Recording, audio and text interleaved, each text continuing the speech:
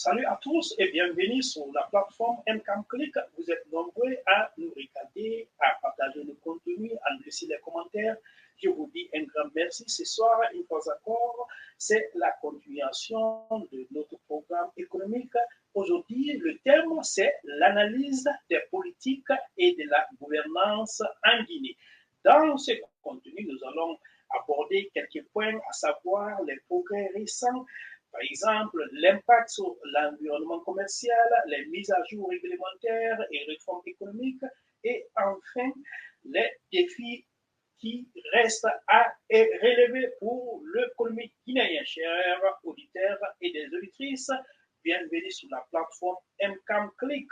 La Guinée a récemment intensifié ses efforts pour moderniser ses services publics à travers l'e-gouvernance avec pour objectif de rendre l'administration plus transparente et accessible. Ces initiatives, chers compatriotes, commencent à transformer le climat des affaires. Voici quelques progrès récents. Il s'agit de la numérisation des services administratifs.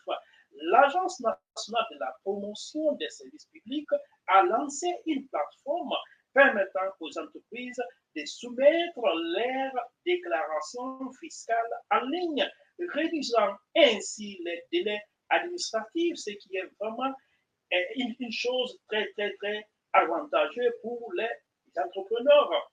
Ensuite, c'est le guichet unique électronique, un portail numérique pour la création d'entreprises simplifie désormais les démarches permettant d'enregistrer une entreprise en moins de 72 heures, chers entrepreneurs.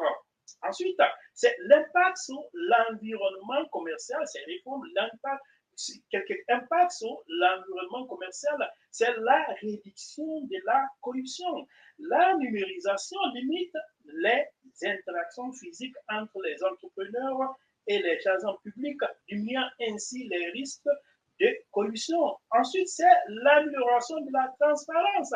Avec l'e-gouvernance, les entreprises bénéficient d'un meilleur accès aux informations réglementaires, renforçant la confiance des investisseurs étrangers. Voici quelques mises à jour réglementaires et réformes économiques en Guinée. Premièrement, c'est les nouvelles politiques fiscales. Le gouvernement a récemment adopté des exonérations fiscales pour les start-up et les PME dans les secteurs prioritaires comme l'agriculture et les énergies renouvelables. Cette mesure vise, chers auditeurs et les auditrices, à encourager l'investissement local et étranger. Ensuite, deuxième point, c'est la réduction des taxes douanières. Des allégements ont été introduits tout récemment pour les importations de matériel technologique, favorisant le développement des TIC et des startups innovantes. En deuxième lieu, c'est les réformes commerciales. Il s'agit maintenant de vous dire les réformes commerciales. La Guinée renforce ses relations commerciales régionales au sein de la zone de libre-échange continentale africaine en simplifiant les procédures douanières et en augmentant les exportations vers ses voisins comme le Sénégal et la Côte d'Ivoire. Enfin, c'est les mesures pour la sécurité juridique, la mise en place des tribunaux spécialisés pour les litiges commerciaux vise à accélérer le règlement des différends, renforçant ainsi la protection des investisseurs, chers auditeurs et des auditrices. Voici quelques défis restants pour la Guinée. Malgré ces progrès, certains obstacles persistent, chers compatriotes. Le manque d'infrastructures numériques dans les zones rurales limite l'accès de nombreuses entreprises aux avantages de l'e-gouvernance. Un deuxième point, c'est la complicité administrative reste un défi pour certains investisseurs nécessitant des réformes plus profondes dans les procédures bureaucratiques, chers compatriotes, chers auditeurs et des auditrices.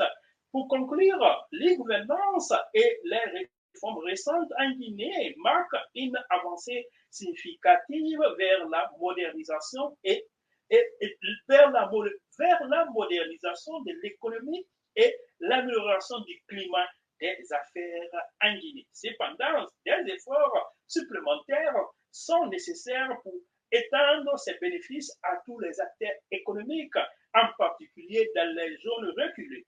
Ce développement offre aux chers compatriotes une perspective positive pour les entrepreneurs locaux et les investisseurs étrangers cherchant ainsi à s'établir dans le pays.